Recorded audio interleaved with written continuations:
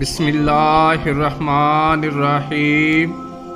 یہ حدیث مبارک بخاری شریف کی روایت ہے۔ حضرت صلی اللہ علیہ وآلہ وسلم نے فرمایا، مجھے دوزخ دکھائی گئی، اس میں زیادہ تر عورتیں تھیں جو کفر کرتی ہیں۔ کہا گیا، حضور کیا وہ اللہ کے ساتھ کفر کرتی ہیں؟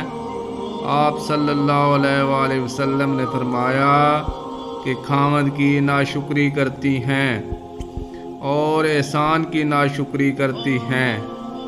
اگر تم عمر بھر بھی ان میں سے کسی کے ساتھ احسان کرتے رہو، پھر تمہاری طرف سے کبھی کوئی ان کے خیال میں ناگواری بات ہو جائے تو فوراً کہہ اٹھیں گی، میں نے کبھی بھی تجھ سے کوئی بلائی نہیں دیکھی۔ پیارے دوستو، اس طرح کی مزید احادیث کے لیے چینل کو سبسکرائب کر لیں۔ برائے مہربانی ویڈیو کو لائک بھی کریں۔